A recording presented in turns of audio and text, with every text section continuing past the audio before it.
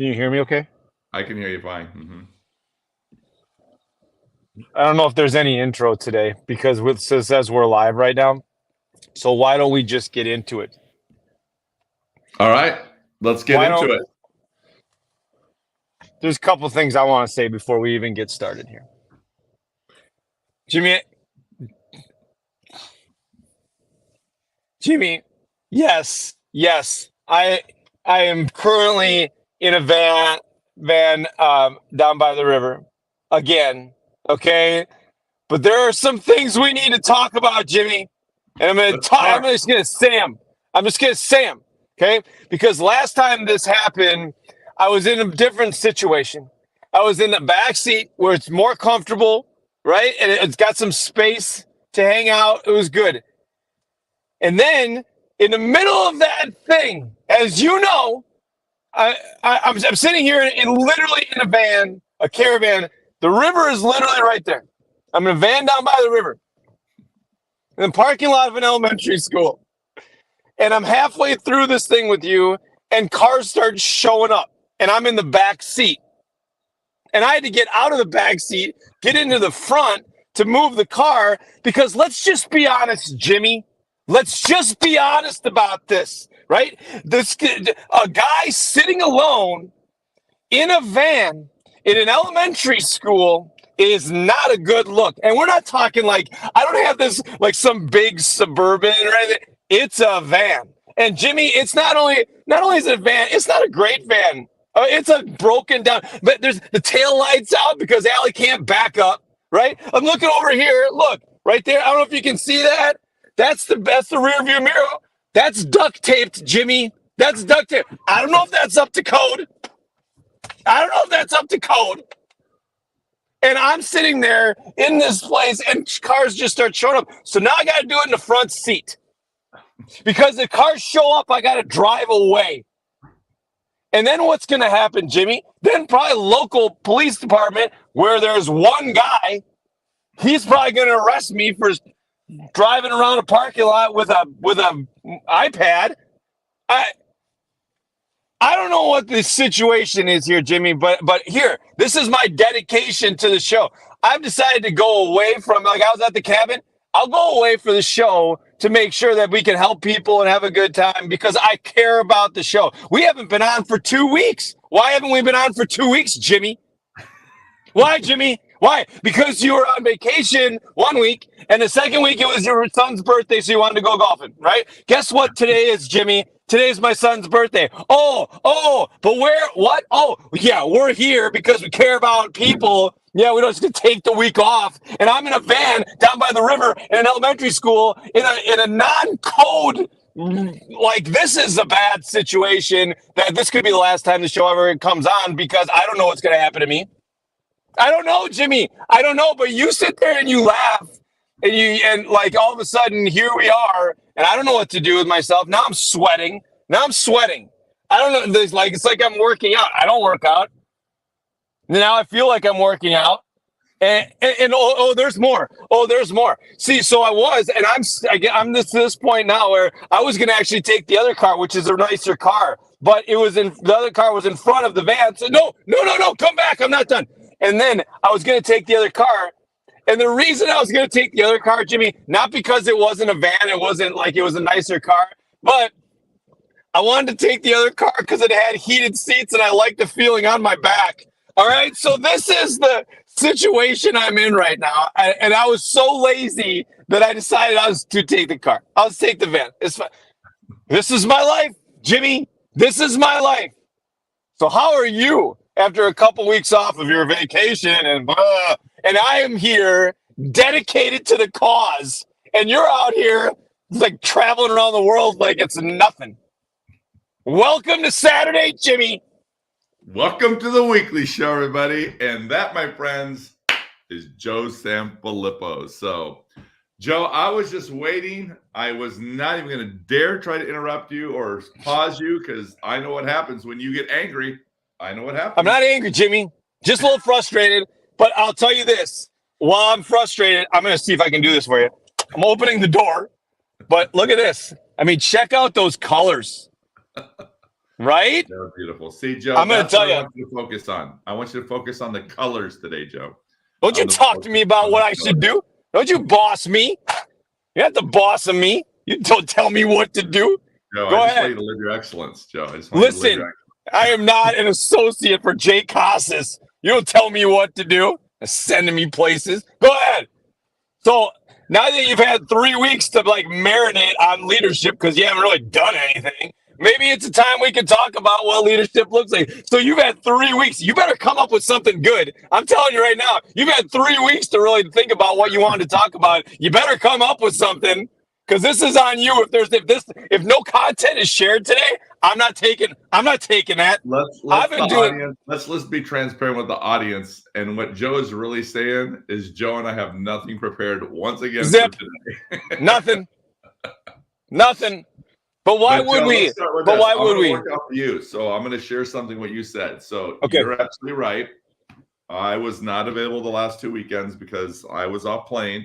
Yeah. But Joe, that's what we need to talk about in your life. Maybe you need to get a little bit. Maybe you need to create some, priorities in your life, and you have to understand that sometimes. And that's what I would say, bud. We could talk. Did you just say that I need some priorities in my life? Are you listen? What are you? Listen, Dad. I'm not sitting like okay. I said we're not that far. We're apart in age, but not that far apart in age. Where you're going to talk to me about my priorities? I'm old. I get that. I'm old, but at the same time, you're going to sit down and have that conversation. Do that. Go ahead. You start. I'll finish. Well, I was going to tell you maybe you need to find some balance in your life, but then I realized it probably isn't balance that's your issue. I think I think your issue is boundaries. And I think that is an excellent leadership topic that we can talk about today. Now, at least one idea is. Yeah. No, we have a lot of people right now. One of the boundaries should actually be who you associate with. So maybe that's the conversation that we're having at this point, right?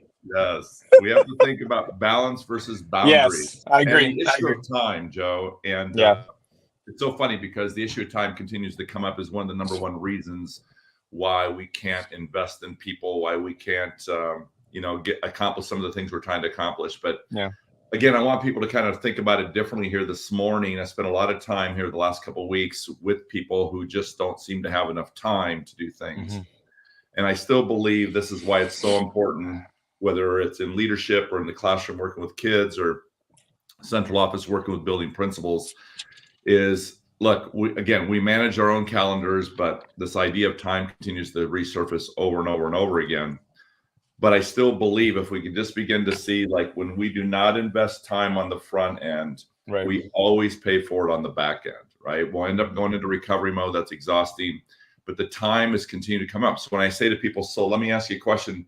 So let's talk about, so why are these things not getting done? The things you want to do, the things you say are important to you. And it always goes back because we don't have enough time. And, but yet we do have time, and we know this, and we see this all the time, Joe, is that as soon as a fire happens or an emergency happens or a situation happens, then we're running to take care of the fire, right? Yeah. And that's dangerous for many reasons. And again, we have to ask ourselves, why is it that we feel that we have to take care of all the fires? And is it because we haven't done a very good job of building capacity? Is it because we haven't developed that trust? Is it because we're a little more, we're the kind of leaders that want to control more than let it go? Mm-hmm. And if that's the case, why is that? Is it because we don't have confidence in our people? Is it because we haven't built the capacity in our people? So, I mean, these are all constant reflections by leaders have to ask themselves. Again, we have to remember as leaders in our organizations that when we begin to use these types of, I'm going to use the word excuse, but these types of situations where we say we can't, we don't, then we're going to model and we're going to create cultures that replicate what we're saying. And so when we say that, then that's what teachers are saying. And the question is then why do we not tolerate or allow that from teachers or get frustrated with teachers, but then we're using the same language. Right. So again, we constantly have to, reflect on ourselves. And this is why it's so difficult and our job is so challenging, is because the variable that we're dealing with is unpredictable and it's changing all the time. So the issue of time is something maybe our audience, if you're interested in talking about that this morning, why does that happen? How does that happen? Share your comments. Joe and I will work off those comments. And so that's one topic I was thinking about. But the other one I was thinking about, Joe, today was the idea of just yesterday was a perfect example, is a lot of the issues that are dealing with right now. When I ask principals, this is, hopefully people find this kind of funny, but it's the drama that they're dealing with in their schools. And when I ask them to define what they mean by drama, it's the adult behaviors, how the adults are interacting with one another and how they don't get along. And the issues that creates in our culture, whether it's gossip, the negativity, the bullying, whatever happens to be the case, there's still a struggle with leaders how to manage these situations. And again, my observation in working with leaders is that they are in the middle trying to fix it rather than teaching, rather than sitting down and having conversations and trying to help people. Well, how would you work through that, right? And so yesterday I dealt with a lot of the words they were used were tattling. The adults are tattling on one another, and how to work through some of that. So anyway, so those are just a couple things that are on my mind here this morning. There's always lots of things that are on my mind that come from our conversations that we have with those school leaders in the field. But those are two that kind of refresh my mind, that just we had a lot of conversations yesterday, how to work with adults who are struggling with other adults in their organizations. And it's a reminder again that that's why we have to build these high performing teams that do work together, that do collaborate, that do get to know each other on a more personal level. Because it's interesting to me that if the adults can't get along, yet we expect the kids to get along. So it's a constant reminder when it comes to leadership lessons and the types of things that we're dealing with in our schools today that sometimes seem petty, but also can quickly blow up on us and create a cultural undercurrent for us that we're dealing with it. And now we got hurt feelings, and we've got situations going on in our school and those types of things that are not good. So anyway, so that's what's on my mind this morning. So two things that hit me when you were talking about it, and one was the time and one was consistency. And the reason, I think they kind of hit together. So when it comes down to time, one of the things that I often tell people is, like, there will be no more time, right? And you're going to fill the time with something as everything gets filled. That's just what it is.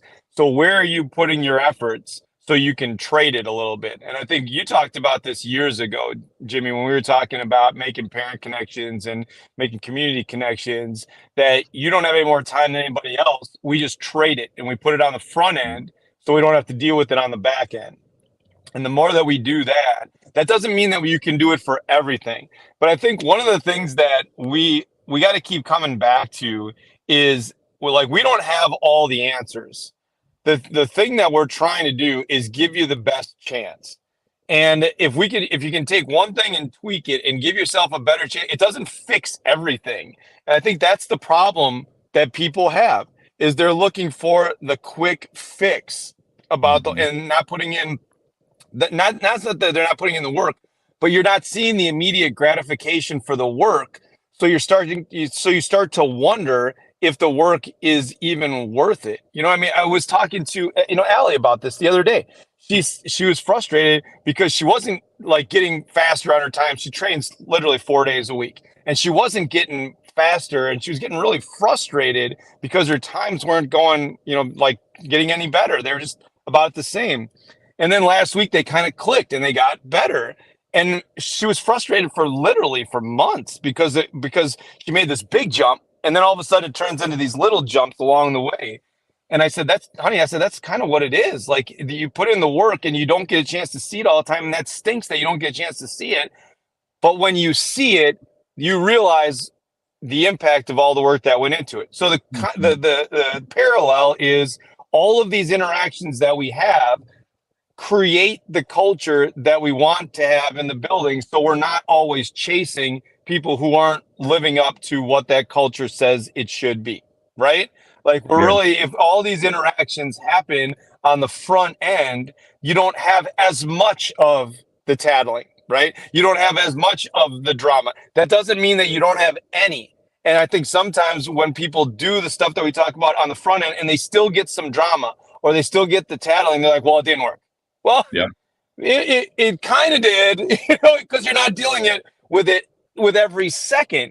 You're dealing with it less, but you're still going to deal with it. You just don't deal with it as much. The second thing that you said that I thought was really poignant was the idea of what we model is what we get, which we've talked about a lot. But I think one of the things that we need to think about from a leadership perspective is our reaction to that tattling, to that drama.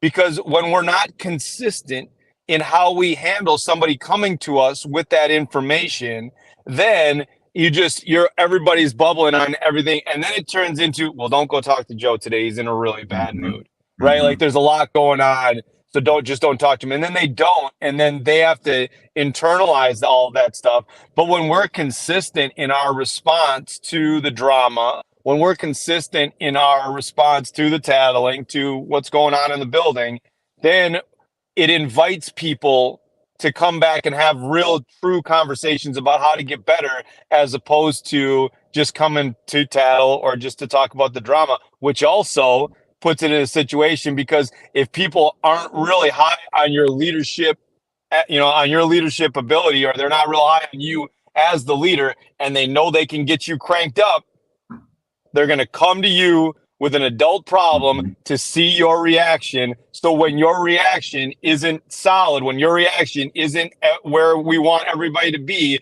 the model of what we want, they can then go back to the people in their area and say, man, he is just like, you don't like he went berserk when I told him about this. And honestly, that's disingenuous, but at the same time, it's real. So I think the more consistent that we can be with our reaction to the drama, the better chance we have well beyond the time that the drama takes place, A.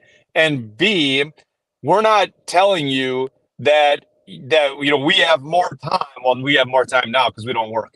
But we don't have more time than you do. The thing is, we just traded it on the front end, making connections. So when the back end stuff happened, it wasn't as big a deal for the organization in general, if that makes sense. You want to minimize the frequency, right? Or minimize the number of undercurrents that are being created.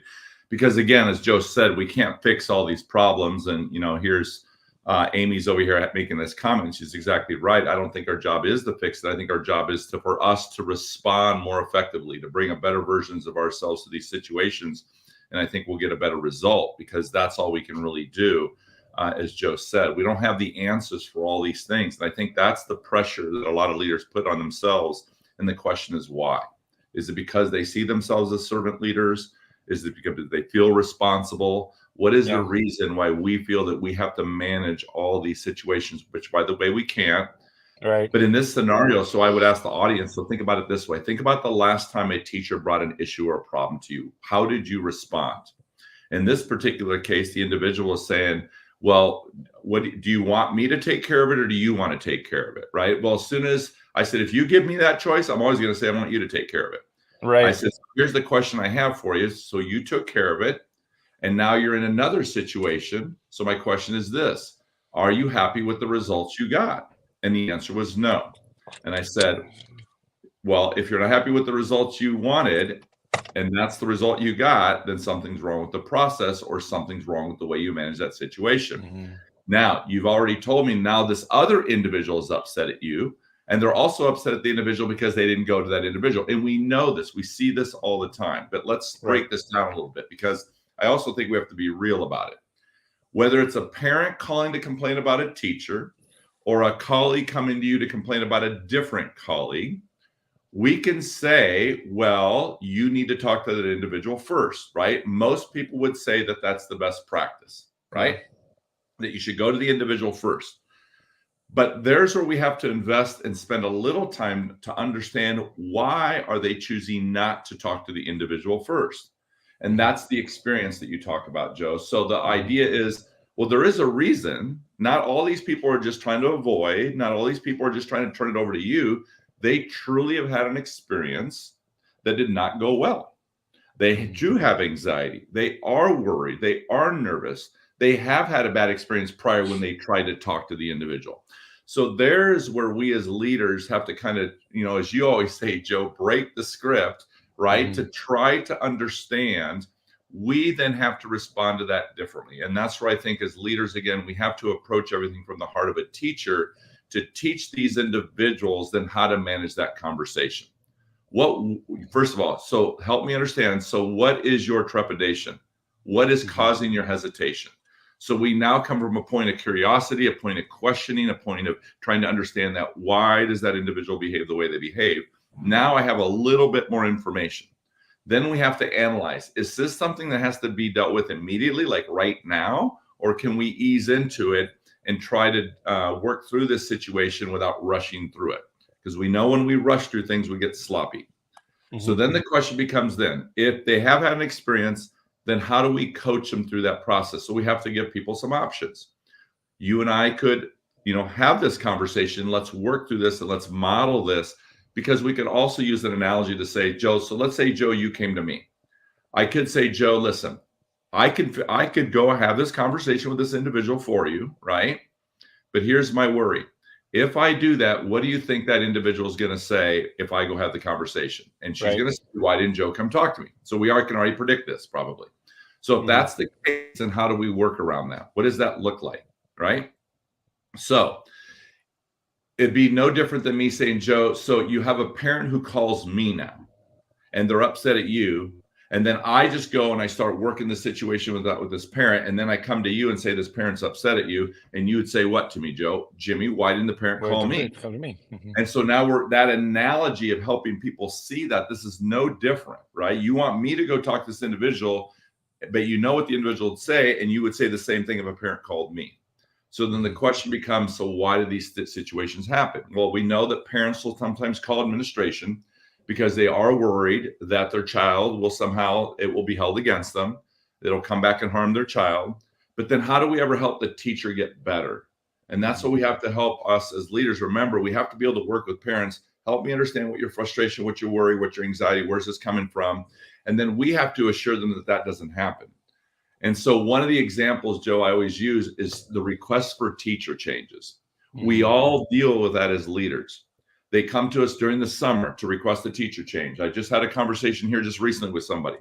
We want to do it right now in the middle of the year. But the question is this: what is our process when we request or when we get requests for teacher change? We have to have some process, because if not, we're going to get ourselves in issues, what I call issues of inequities, right? We're making some changes for some and not for others, but we have no process or basis to make those changes. Again, I believe we should be able to make teacher changes, but I believe that should had some sort of process. And it doesn't matter what the process is, as long as it's consistent, right? And we're clear up front what that process is. So people don't think, oh, we're just changing midstream something else. So we know people request teacher changes because their siblings have had bad experiences.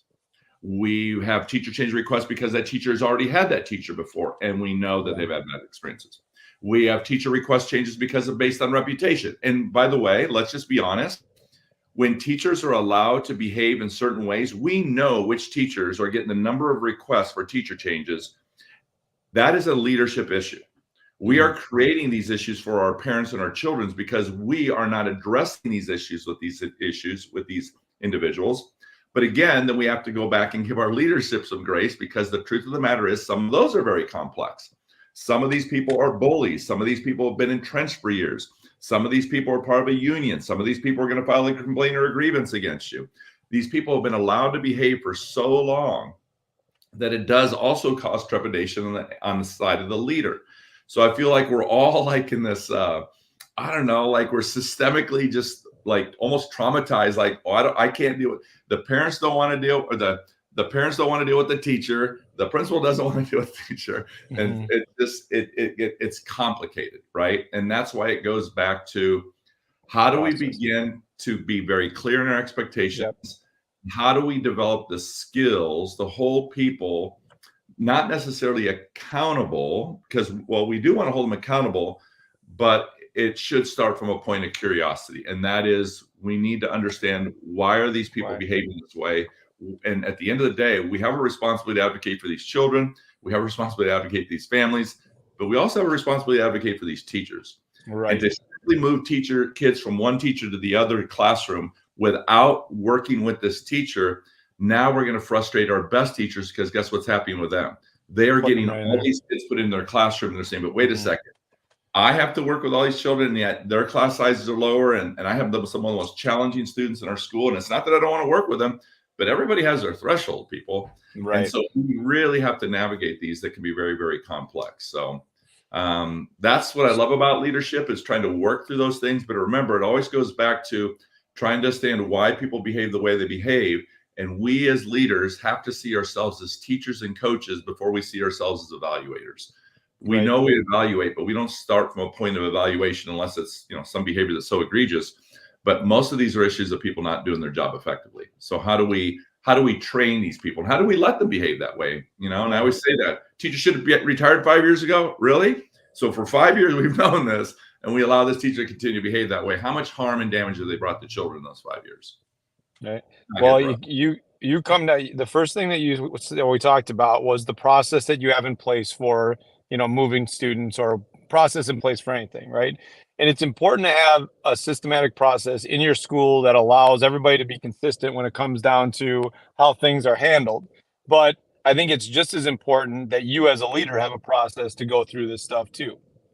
Right? If you think about it, when you talk about, if you handle every one of these conversations differently, now you put yourself in a really difficult position the next time it comes up, because there's no consistency in terms of how you handled it.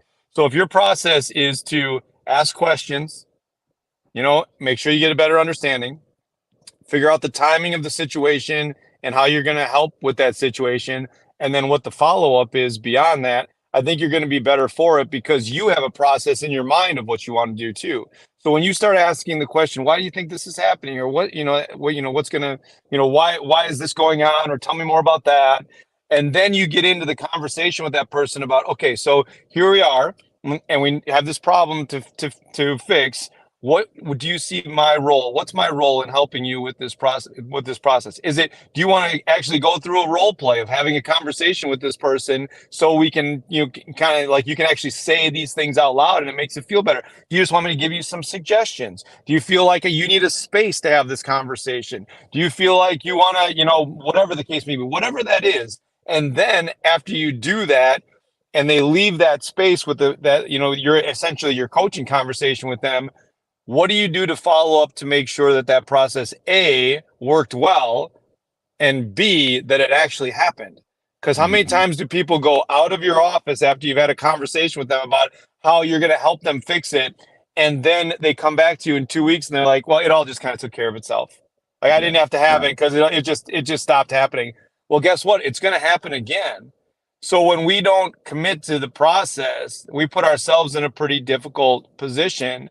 And I think the other thing that happens when you're in that, when you have a process in your mind of how you respond, if it's question, timing, follow-up, right? If that's your process, I'm not saying that it should be, but that's, for me, that's like ask a lot of questions, figure out the timing of how you can help, and then follow up to make sure that was enacted. Okay, if that's my process, right?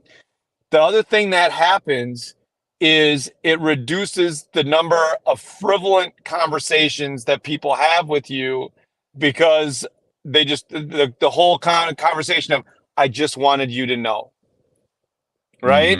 Because if they say, well, I just wanted you to know that this was happening. Okay, tell me more about that. Why do you think that is happening? Let's talk about it. What do we need to do about that? I'll follow up with you after. And honestly, if you go through that process with people, they stop tattling, because they didn't want to do anything about it. They just wanted to tell people that it was happening. And if they're not going to own the process of getting better, and you try to take them through the process of helping everybody get better, they're like, well, I'm just not going to talk to them about that. Why would I bring that up? He's going to make me help along the way. So like, they just don't do it, right? So either way, you get yourself in a situation, because you're consistent in your delivery, you're consistent in your response, but then people know what they're going to get when they bring stuff to you, because it's important for them to know how you're going to respond, and that there's going to be expectation that things happen along the way. Yeah, these are all real subtle things, right? There's so many little nuances in this, right? And there's so many different ways to manage it. And again, Joe, you and I, Joe, you getting nervous? All these cars are just kind of coming right by you. This is now the third car that's driven in here. What am I doing? What am I doing? I can't wait for the police car to pull in from behind you with its lights on. That's going to be the best. And we're going to keep rolling live. I want to watch how you manage this one. Yeah, that's right. Consistent. Ask questions. That's right. The follow-up is how I pay the fine. I mean, but we got to, the idea is the really important piece of it for me is controlling what we can control, and we can control our response to someone coming to us with an issue. And it's easier to control the process. It's easier to control if you have a process in place rather than just trying to figure it out, because we all go through, not only do we all have a lot of stuff on our plate, but there's also emotion with that. You may have just gotten out of a really difficult conversation. You might be dealing with litigation from, in the district. You might be dealing with a different parent issue or whatever the case may be. But when you can keep coming back to the process of how you respond and how you connect, then at least it grounds you a little bit. So you're not like always thinking about the other stuff that's going on, which is really hard, but it also gives you a better chance, which is just how we started this. We don't have all the answers. Yeah, I don't want to lose that point you're making, Joe, because I think it's a really important point, and I just want to reiterate it again. And I'm looking at the comments here. So Bruce says, I feel that at times they challenge to see if as a leader will be consistent. Okay, yes. So let's just take it back to what you're saying. I think that's what Joe is saying. And this is why when Joe and I work, we talk so much about the importance of what is your process? What is your framework? What structure do you have in place? And we have to help people understand as leaders is the reason that we as leaders need a framework or some place to operate from. In other words, where are we drawing this from? Remember, it's coming at you 100 miles an hour. And the more these frameworks and processes you can develop, it will allow you to slow down and you will get better results, because when you rush through things or when you don't have a framework or a structure or process, then what Bruce is saying is, which is Joe is saying, is then you're going to be inconsistent with that. And when you're inconsistent, now you're creating all sorts of confusion. People don't know what to expect. All these little nuances lend themselves to these undercurrents that hurt your culture, that hurt your morale. So it does start with leadership, and we have to be a little bit more clear and modeling to people when they come to us that they are coming to a leader that is steady in the way they respond, because they're consistent. Every time they use the same language. In other words, we talk about leadership language. What is your leadership language you're using with these individuals, and how important is that? But these nuances are so small that they catch us, right? That's why this job's so difficult. Yeah. And it's because when we slow down, I feel like we can process the information a little bit better, but our responses will be more effective because we're not getting caught by making these little small mistakes. Our language matters. The way how quickly we respond matters or don't respond matters, how clear we are. All these little things lend themselves. And remember, as leaders, our entire staff has to learn one person. Right. But we have to manage and learn all those individuals, all their personalities. And so that's why it's really important that we be consistent in how we're navigating these situations. So one little small tip, again, we're not suggesting that this is the answer, but I do think it gets us better results. And I'm going to tell you why, because there's two reasons why I think it's a better result. One, when someone comes to you and asks you, right, they have a problem or they want to share something or they're frustrated with something, a common question could always start with, first of all, we always want to validate. And I say that because I don't want people not to come to me. I don't want that either, right? I don't want to have the reputation where you can't go talk to Jimmy. He'll get frustrated. He'll think this is ridiculous, that we shouldn't be acting like children. We don't want to get that reputation either. Plus, I do want people to come to me because now it gives me information what I can learn more about them. I get to learn their story a little bit more, but it also provides information where I can see their gaps in their own skills. So it allows me to coach. So I don't want people not to come to me. It's just, I just don't want to fix all their problems. So I want them to come to me because I want them to learn. So think of it like the analogy for children. We want children to go to teachers and ask them questions. We don't want to become the kid who shuts down because the teacher gets frustrated with them. But that's where our curiosity, we can get information to help where the children's gaps are so we can teach them and help develop those skill sets or whatever they're missing. Well, I see it the same way with as adults. But if we posed our question as, first of all, answer your question. So why are you sharing this with me? I think it's always a good place to start. So once we validate, hey, thank you for coming to me. I appreciate it. I don't want you to feel like you can't come to me, but I'm going to ask you a question after you share what you just shared. Why are you sharing that with me? And then what happens is they'll have to give you a reason why. Is it because, well, I don't know why I'm sharing? Well, because I'm frustrated. Because, Jimmy, I want you to do something about it. In other words, hopefully they're going to share something with us. Again, we can stay in the question mode to get more information to really understand it. But then I might, instead of saying this, and this is the question I hear a lot from people say is, well, what can I do to help? What do you need from me? And I think the little nuance there is this. I worry about that because, again, it gets you back into mode. I don't want you to say, what do you need from me? Or notice I said, why did you bring this to me? I'm not going to fix this. But if I say, what do you need from me? Or how can I help? Now I make it about me and I'll have the pressure to have to resolve the situation. So we could just change our language a little bit, right? This is a coaching conversation to say, so what is it you need? Right? What help do you need? But necessarily it doesn't have to come from me because the help they need might have to come from somebody else. And then we can say, so let me ask you this. Have you followed up with this individual? Have you spoken? Why not? So tell me what's causing you to hesitate. Again, I think these are coaching conversations, but these are all skills, right? And again, when we allow our teachers to avoid certain things, then we're not developing our skill sets. Managing complex conversations is a skill. And the more we avoid it, the less we develop those skill sets. So we have to quit looking at these conversations as confrontations. I hear that all the time. Jimmy, I don't like confrontation. Well, let's reframe it. Why are you seeing it as a confrontation? Help me understand, why do you see it as a confrontation? Why don't you see it just simply as an opportunity to teach or an opportunity to coach, right?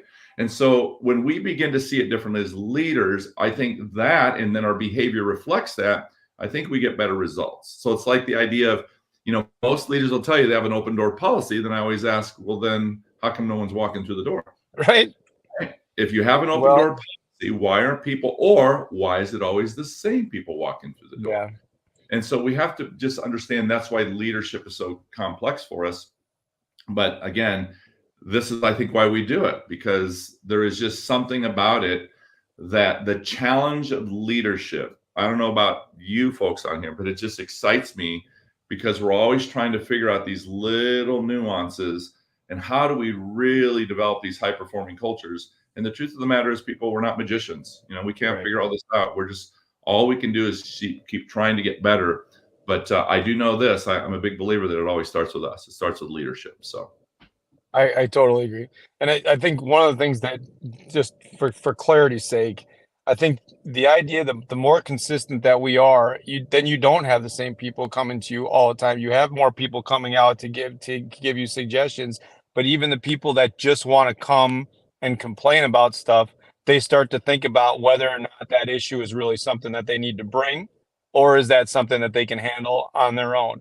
And when you ask the questions, and I think it's really important, because one of the things I like the difference in the question, because I would ask, what kind of help do you need with this issue? Or I made the mistake of saying, what can I do to help you with this issue? And I thought that was better than me saying, well, what do you, I can fix it or whatever.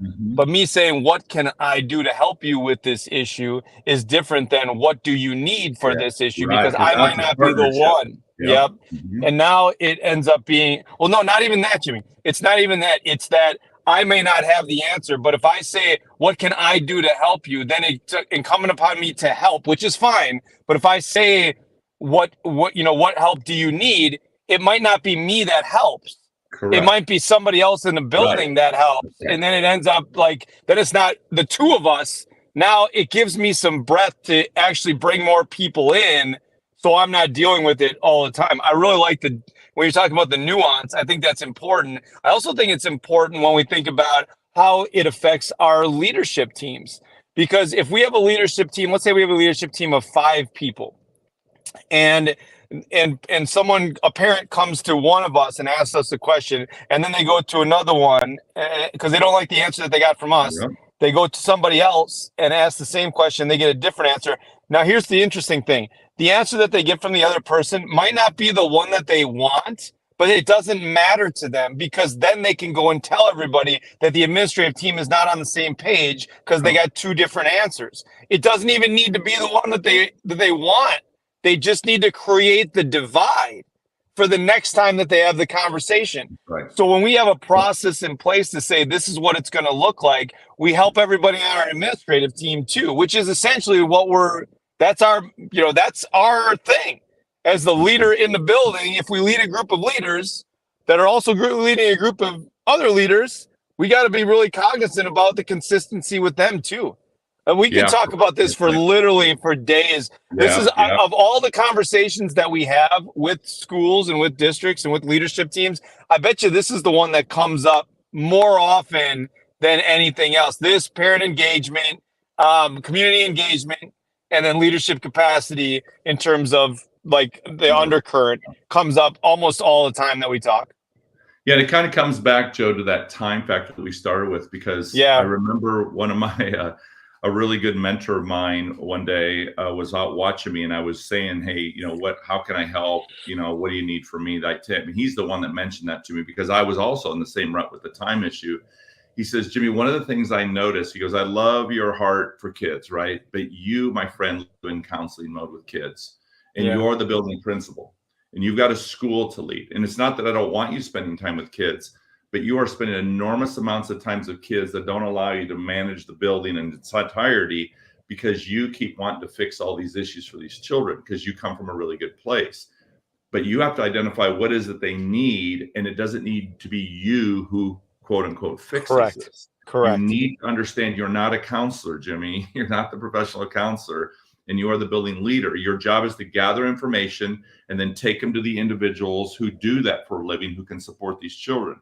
You need to spend 10 minutes with a kid rather than 40 minutes with a kid, Jimmy. That's 30 minutes that you should have been in classrooms. That's 30 minutes you should have been doing, in your PLCs, whatever.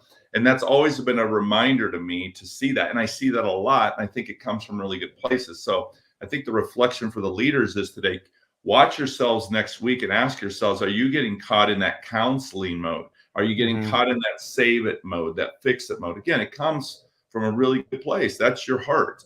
But you have buildings to run, my friends. You have districts to run. And it's no different than a superintendent or a principal trying to navigate with colleagues. It's no different. So we have to begin to see it that way, from an issue of trading our time and where are we putting that time in. We're not saying don't spend the time with kids, but how are you spending the time with kids, and why are you spending so much time with kids? And we need you over here doing, walkthroughs and all these other things. So these are balance right. It's a balance. And we appreciate all of you joining us this morning. The comments that are in here, I'm still reading them. Joe, I'm going to let you close it out, my friend, since you started this. And I'm hopefully feeling a little bit better. I haven't seen any, cherry on 6 top. Cars. Listen, 6 cars. All right, buddy. There's actually, it's like, just a. This is now the sixth car that is driven by, and they don't just drive by, Jimmy. They drive by and slow down. I just what is, you know why? They're taking your license plate, Joe. I have a confession to make. I'm sorry. I feel like I have to tell you this. You might want to leave, because I was messing with you a little bit, and I just went ahead and called 911 right now. No, you didn't. No, you didn't. Yeah, you did not. You're in like Pennsylvania or something. They don't even care where you are. This is northern Wisconsin, man. You want to get you call them directly. You just give them a call. Say, hey, Jim, let's go. We got something going on down here. Can you come on down? Like, hey, Scotty, are you on today? Let's go. We got something down. You can stay for dinner after if you want. Like, that's what northern Wisconsin is. I'm telling you. It's beautiful. But I mean, so the thing, just to close this out, thank you so much, everybody. Oh my God, they keep coming. So it's like, so think about the questions that you're asking. Think about the process that you've put in place and where you're spending your time within the context of all of those interactions. And what does that really look like to build more capacity to lead, so you don't feel like you're always invested in trying to fix stuff, and the more that we can do that, again, we don't have all the answers, and we're not going to proclaim to. Give yourself the best chance when it comes down to just this week. And who knows, unless Jimmy goes to Cabo next week, maybe we'll come on and do the show again. I don't know. Nobody even knows. He'll text me on Thursday. Oh, just started thinking about the show this weekend. I'm going to be in Cabo.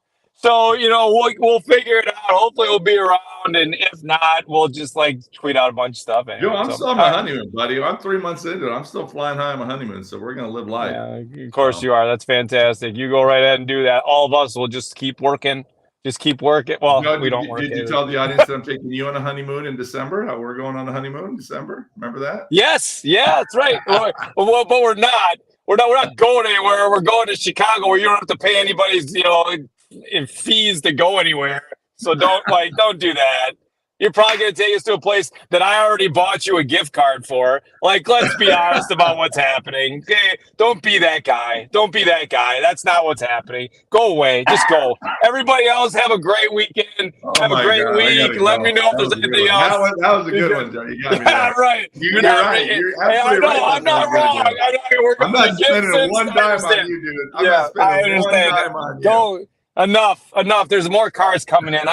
This is a guy. Who is this? I gotta go. I'll see you guys later. Have a good one. God bless everyone. Yeah, take care. See you next week.